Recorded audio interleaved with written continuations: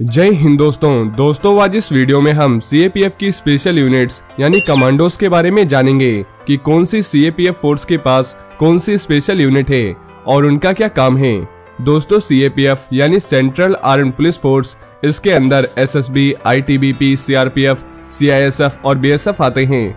तो आइए एक एक करके इन कमांडो यूनिट्स के बारे में जानते हैं। तो सबसे पहले आइए सीआरपीएफ से शुरुआत करते हैं। दोस्तों सीआरपीएफ की खुद की 2 कमांडो यूनिट है जिनमें क्यूएटी और कोबरा कमांडोस आते हैं। तो सबसे पहले आइए जानते हैं सीआरपीएफ के क्यूएटी कमांडोस के बारे में। दोस्तों देश की सुरक्षा में सीआरपीएफ की काफी बड़ी भूमिका रहती है और ऐसी ही एक सीआरपीएफ की यूनिट है जो कश्मीर में आतंकियों को मारने में एक्सपर्ट है, जिन्हें सीआरपीएफ क्यूएटी कमांडोस यानी सीआरपीएफ क्विक एक्शन टीम के नाम से भी जाना जाता है। दोस्तों इन कमांडोज के पास स्पेशल इक्विपमेंट भी मौजूद है जो अमेरिकन स्पेशल फोर्सेस के पास होते हैं और इनकी ट्रेनिंग भी ऐसे होती है जिससे ये आतंकियों से आराम से निपट सकें, यानी इन्हें आतंकियों से जुड़ी पूरी जानकारी होती है।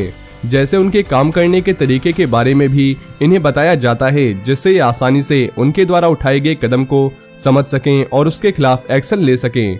और इन कमांडोस ने अपने काम को काफी अच्छे से किया भी है। वहीं इन कमांडोस के शरीर पर लेवल 4 की बुलेट प्रूफ जैकेट, हाथ में ऑटोमेटिक राइफल और सर पर बैलिस्टिक हेलमेट होता है। साथ ही इनके हेलमेट में नाइट विजन गॉगल्स लगे होते हैं जो नाइट ऑपरेशन में मदद करते हैं। और ये कमांडोस मॉडिफाइड राइफल्स को ऑपरेट करते हैं जैसे AR-M1, AKM, MP5 और स्टीयर स्नाइपर जैसी राइफल्स भी इनके पास मौजूद है।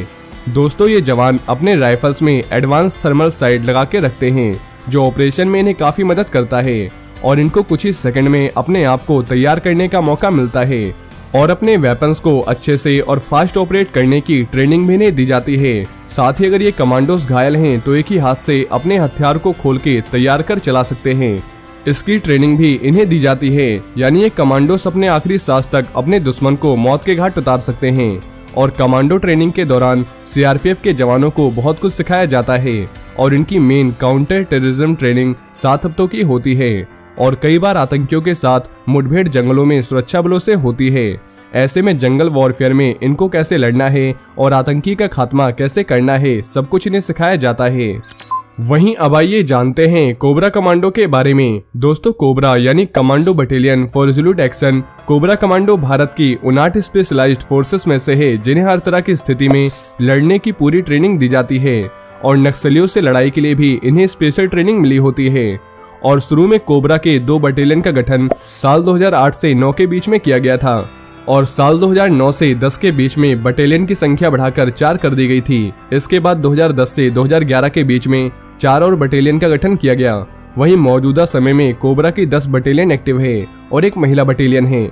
दोस्तों कोबरा कमांडो बनने के लिए 90 दिनों की हार्ड ट्रेनिंग लेनी होती है और ये ट्रेनिंग इतनी टफ होती है कि हर कोई इसे क्लियर नहीं कर पाता। कोबरा कमांडोस की ट्रेनिंग बेलगाम और कोरटपुर में स्थित सीआरपीएफ एलीट जंगल वॉरफेयर इंस्टीट्यूशंस में होती है और इनका मेन फोकस जंगल में दुश्मन का सामना करने की टेक्निक रहती है। वहीं कोबरा कमांडो के बारे में कहा जाता है कि ये कुछ बातों में अमेरिकन मरीन कमांडोस से आगे हैं। इस बटालियन का गठन इसी आधार पर किया गया है जिस आधार पर अमेरिकी कमांडो तैयार किए जाते हैं। वैसे कोबरा की ट्रेनिंग से लेकर इनके ऑपरेशन को अंजाम देने तक के तरीकों तक बहुत कुछ यूएस मरीन कमांडोस से मिलता है। खास तौर पर घने जंगलों में नक्सली और आतंकियों के खिलाफ बड़े ऑपरेशनों को अंजाम देने के लिए इस स्पेशल फोर्स को खास तरह की ट्रेनिंग मिली होती है।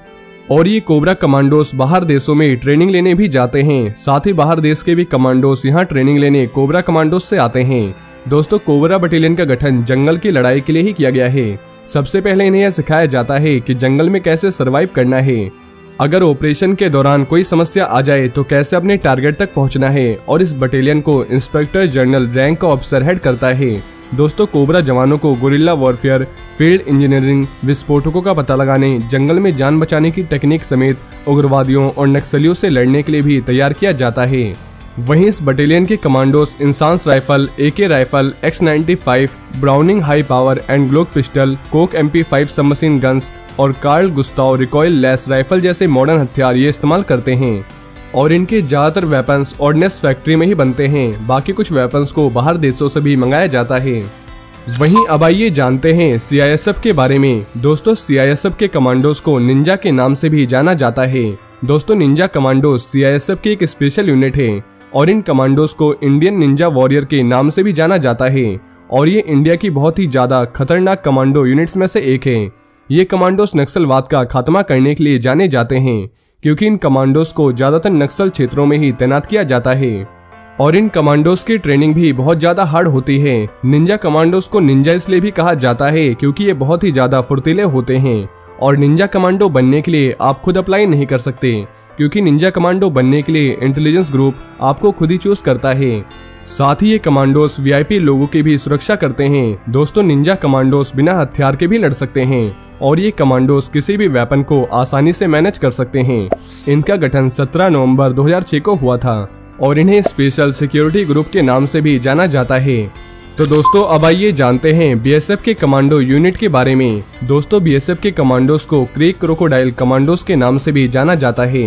क्रीक क्रोकोडाइल बीएसएफ की स्पेशल यूनिट है और अपने नाम जितने ही क्रोकोडाइल कमांडोज खतरनाक होते हैं। इन कमांडोज की टीम कच्छ में हरामी नाला के 22 किलोमीटर के बॉर्डर के पास तैनात रहती है और ये ऐसा इलाका है जहां आम इंसान का जाना बहुत मुश्किल होता है क्योंकि इस पूरे इलाके में दलदल और कीचड़ है जिसका फायदा आतंकी उठाते हैं। इस वजह से क्रोकोडाइल कमांडोज को यहाँ तैनात किया गया है। इन्हें 2009 में स्थापित किया गया था और इनको खासकर गुजरात के क्रीक इलाकों की रक्षा के लिए बनाया गया था। दोस्तों, क्रीक इलाका वो होता है जहाँ टेढ़ी मेढ़ी खाड़ियाँ और पतली नदियाँ होती हैं। ऐसे इलाकों में पेट्रोलिंग व्हीकल्स का इस्तेमाल करना बहुत मुश्किल होता है। ऐसे दलदली इलाकों में अगर पेट्रोलिंग व्हीकल्स खराब भी हो जाते हैं तो जवानों को पैदल ही कीचड़ में पेट्रोलिंग करनी पड़ती है।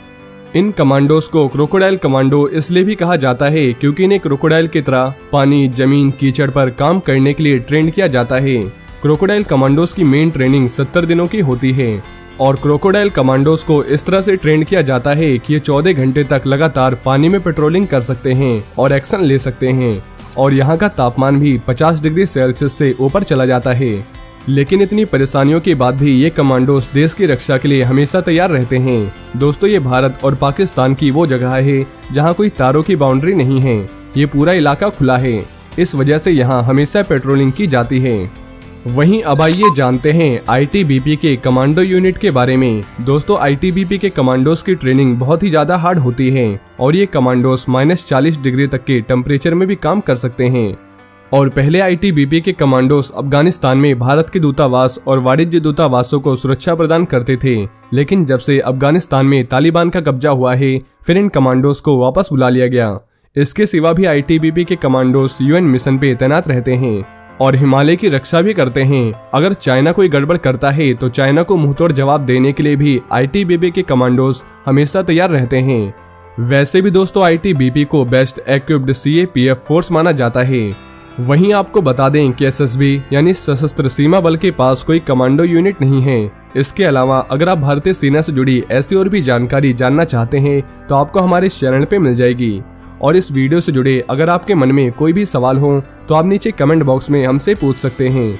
और ये वीडियो अगर आपको पसंद आई हो तो वीडियो को ज़्यादा से ज़्यादा शेयर करें और चैनल को सब्सक्राइब करना न भूलें। जय हिंद, जय भारत।